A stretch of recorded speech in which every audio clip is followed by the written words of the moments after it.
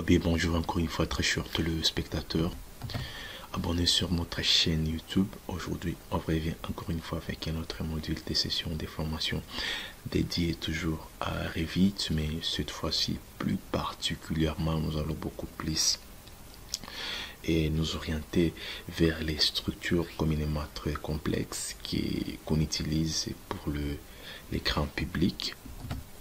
Et bien, tout au long de cette session, nous allons pouvoir voir comment à la fin nous pouvons être en mesure de modéliser toutes ces structures ici, toutes ces formes ici que nous appelons les tensile structures.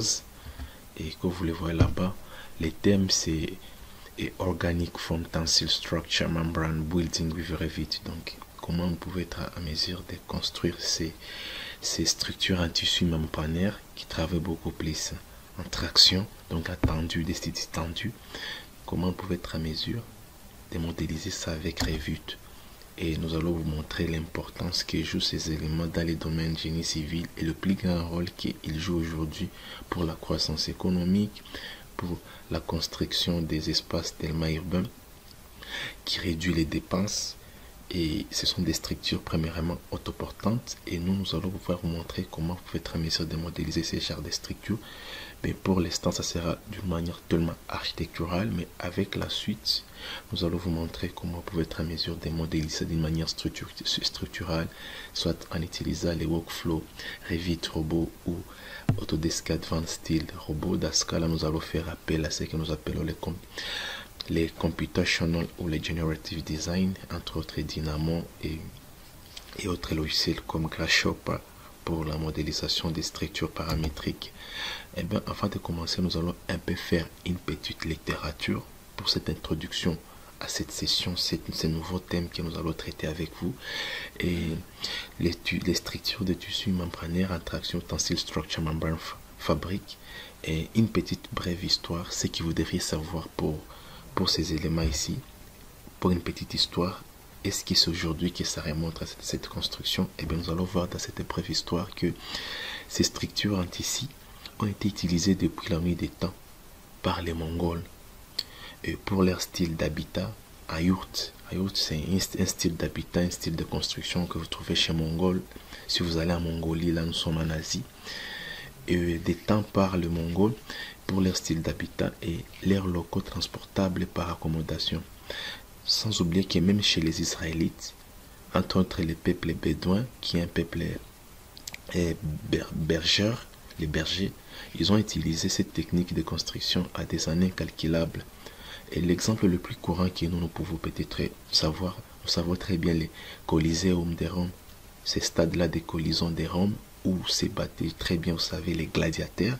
Vous avez déjà vu la plupart des films, vous voyez ces stades-là, ces structures-là qui servaient des jets, des grands événements à Rome, que nous appelons collision de Rome.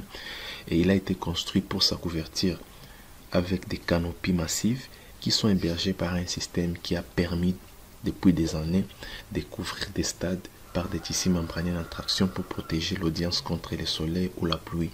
Eh ben, peut-être à nos jours, tout le monde reconnaît les travaux incalculables de ce genre de structure ici. Vous tous, vous connaissez les rôles importants et incalculables que jouent ce genre de structure dans notre vie quotidienne aujourd'hui.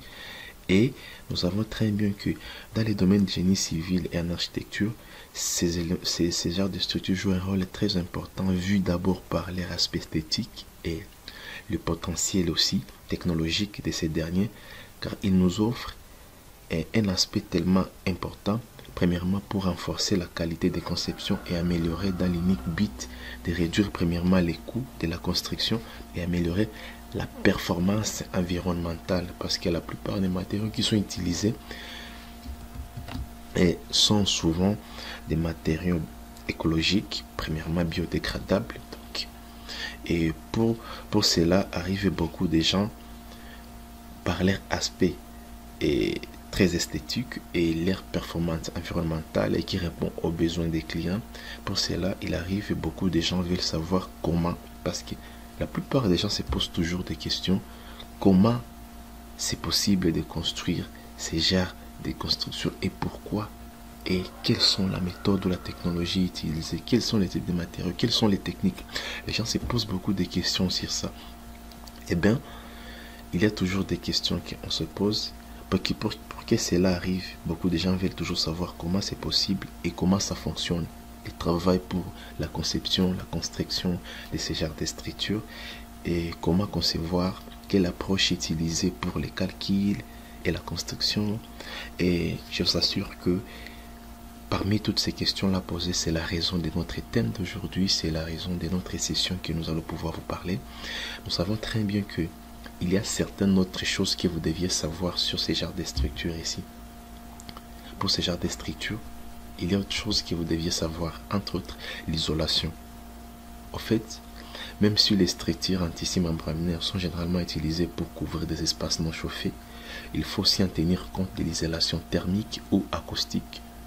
Mais un seul avantage dans ce point-là est la perte de translucidité. Mais à nos jours, il y a déjà des solutions à ça. Il y a des matériaux renforcés et barres de verre qui permettent, malgré les soleils, l'ensoleillement, de garder toujours cette translucidité-là. La sécurité incendie. Nous savons que bien que les matériaux sont dégradables, la plupart des tissus structurels sont toujours tangibles au feu, même si certains se comportent différemment des autres. Donc il y a ceux qui ne sont pas tellement résistants au feu, mais tout cela est toujours des solutions là. On fait toujours des alliages des matériaux qu'on utilise pour pouvoir résister à tous ces éléments là. Du point de vue acoustique, ces structures ont été conçues dans le but de faire une absorption effective du son, dont beaucoup les apprécient pour ça, et laquelle de ces tissus est utilisée pour la réduction des temps des réverbations à l'intérieur avec beaucoup de surfaces dures, car avec les tissus membranaires il y a la réduction des plus grandes fréquences du son. Donc la plupart des éléments qui construisent ces genres de structures et ils ont cette capacité là, cette propriété là physique et leurs composantes chimiques qui permettent d'absorber les sons. Sur le point qui nous intéresse le plus parmi les choses que nous devions savoir sur ces genres de structures est que beaucoup, sur le plan environnemental, beaucoup mais pas tout, des tissus membranaires actuellement sont plus connus pour leur usage sur les marchés de construction et peuvent être recyclables. Donc ils sont recyclables, c'est ça d'abord le premier avantage. Et le plus utilisé est les tissus matrix, qui est couramment utilisé pour la plupart des constructions des structures et membranaires, que vous retrouverez sur la plupart des structures en traction membranaire construites. L'avantage de ce genre de construction est que les matériaux utilisés réduisent en grande quantité calculée de l'émission carbone sur ton projet, car ces matériaux sont biodégradables, en l'occurrence de l'aluminium ou de ces derniers avec un autre alliage. Le plus grand avantage d'utiliser, donc ce sont les matériaux, la plupart ici sont des matériaux écologiques. Ça réduit l'impact ici à l'environnement et là, ça réduit aussi l'effet carbone sur la construction. Et autre chose que vous deviez savoir est que nous savons très bien que pour faire ce genre de projet, on doit toujours savoir comment choisir l'optimum des tissus pour chaque projet. Et ce qui est sûr, il y a toujours des critères majeurs qui entrent en jeu pour le choix du modèle structural que vous allez utiliser. Et les critères, et c'est parmi ces critères, il y a les critères qui incluent les conditions. La plupart, normalement, on se pose toujours des questions. Est-ce que, vu leur complexité, ces genres de structures vont être très résistantes? La condition de résistance, la condition de translucidité pour la lumière, les rangs de couleurs et d'autres plus importants pendant la durée de vie de la structure. L'achat des tissus est de 10% total du prix du projet. Donc il y a une réduction du projet. Mais il y a aussi autre chose qui est plus intéressant dans tout ça. Si vous voyez à droite ici, ça ce sont des modèles mathématiques que les ingénieurs ont apportés pour pouvoir présenter en 3D ces genres de modèles. Parce que nous savons très bien depuis longtemps qu'il y a toujours des plaintes qu'on met et que ces structures en tissu membranaire sont toujours difficiles à dessiner premièrement, et ça reste très dur pour les clients à visualiser les projets. Donc il y avait toujours une difficulté au client de pouvoir lui présenter la maquette du projet. Et vous voyez ici à droite, donc pour que les clients comprennent comment va être son projet, il fallait toujours faire quelques maquettes physiques pour qu'ils voient les projets. Alors, l'arrivée maintenant des cas des computers et des designs ou des logiciels car conception assistés par ordinateur. Donc actuellement, il y a cette possibilité là de faire une présentation de la maquette 3D qui est même le but de notre session que nous allons vous parler. Comment vous pouvez présenter ces genres de structures en 3D aux clients.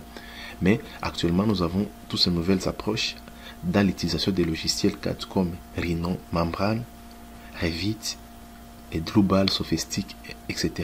Mais aussi sans oublier que pour les modélisations communément plus complexes encore, on fait appel à ce que nous appelons le Generative Design ou Computational Design en utilisant des plateformes de programmation comme Grasshopper pour ceux qui utilisent des logiciels comme Rhino, Tecla Structures, Drupal, Sophistic ou Bentley MicroStation ou Bentley Infrastructures. Ceux qui utilisent ce genre de logiciels. Pour ceux qui utilisent des logiciels Autodesk, on utilise beaucoup plus l'approche des Autodesk et Dynamo pour les computational design, car beaucoup de ces logiciels sont spécialisés pour incorporer ce que nous appelons la relaxation dynamique. Et donc cette méthode qui permet de trouver la forme exacte de la structure des tissus membranaires. Là, ce sont des modèles mathématiques en utilisant la méthode par élément fini pour générer ce genre de modèles. Le plus important, ceux qui ont fait peut-être le cours de calcul des structures, ils ont appris les cours, ils ont appris ceux qui ont fait le domaine des génies civils, communément les structures. Il y a ce que nous appelons les cours de calcul des structures, donc les calculs des coques. Et il y en a beaucoup plus d'explications sur ce genre de structures, comment les calculer manuellement. Mais la méthode la plus toujours autorisée et conseillée, c'est la méthode par approche des éléments finis. Et voilà, nous savons, j'ai déjà parlé sur ça. Et a whole new green world, donc c'est tout un nouveau monde vert. Donc avec ce genre de structures, ça vous permet leur technologie de développer plus rapidement des structures qui sont très présentables et qui n'ont pas vraiment un impact sur l'environnement. Et aussi par rapport à l'usage, nous savons très bien que ces genres de structures servent comme des couvertures des stades, des couvertures des grands centres commerciaux et magasins, on appelle les malls, les atriums, les salles de sport, les surfaces de jeux, les arénas. Par exemple, l'aréna là, les stades des Bayern de Munich, leurs couvertures sont toujours en coque, les espaces urbains, les hôpitaux, les parcs automobiles, ainsi de suite. Il y en a plein. Par exemple, ça c'est un métro, et ainsi de suite. Voilà la plupart des types des formes structurales de ces structures membranaires que vous pouvez découvrir dans la vie courante. Et le plus utilisé, toujours c'est de formes hyperboliques, ici, les formes coniques, les formes à arc et les formes pneumatiques formées. Ça, nous allons voir comment utiliser ça. Nous allons travailler la plupart de ces modélisations ici. Nous allons vous montrer comment vous pouvez l'utiliser, les modéliser avec Revit. C'est ça le but même de ce thème aussi. Comment vous, architecte ou ingénieur civil, vous pouvez aller au-delà de votre imagination. Tout ça, c'est vous montrer de quoi Revit est capable pour ceux qui doutent encore de Revit. Et voilà, ça c'est quelques formes, et nous allons vous montrer comment vous pouvez être en mesure de faire tout ça. Et tout ça, vous allez voir, toutes ces histoires ici, sans ces modèles Revit, d'une coque, ça peut servir de n'importe quoi, ça dépend de l'usage, vous allez voir comment nous allons utiliser tout ça. Et encore une fois, peut-être c'est pas la peine que je me présente, la personne qui vous présente cette session, c'est encore une fois l'ingénieur Barakika Christian, qui est un ingénieur civil en structure et infrastructure, spécialiste des solutions Autodesk, plus connement la collection AIC des solutions Autodesk pour l'architecture, l'ingénierie et la construction au sein du continent africain. Nous sommes basés en République démocratique du Congo. Nous, c'est l'ASG5 Engineering. Nous sommes un bureau d'études, un partenaire certifié Autodesk au niveau de l'Afrique centrale et un laboratoire de recherche. Nos contacts sont là. Vous avez besoin de partenariats avec nous, n'hésitez pas à nous contacter via nos différents canaux. Nos adresses email sont là. Le premier, c'est mon adresse email. Le second ici, ce sont les adresses email de l'entreprise. Vous avez besoin d'un partenariat avec nous. Vous voulez peut-être que vous vous appropriez des solutions Autodesk et des logiciels, n'hésitez pas à nous contacter. Et là, c'est LinkedIn. Je suis souvent plus connecté sur LinkedIn. Si vous avez des difficultés ou des questions, n'hésitez pas à me contacter ou particulièrement m'envoyer un mail. N'hésitez pas à visiter notre site web et ça c'est notre chaîne YouTube. Et là, nous publions toujours beaucoup plus de vidéos. Merci beaucoup pour votre attention. J'espère que ces petits aperçus avant de commencer les choses sérieuses vous a énormément aidé et ça va vous préparer d'avoir une idée sur ce que nous allons faire pendant la suite. Merci beaucoup et à tout à l'heure.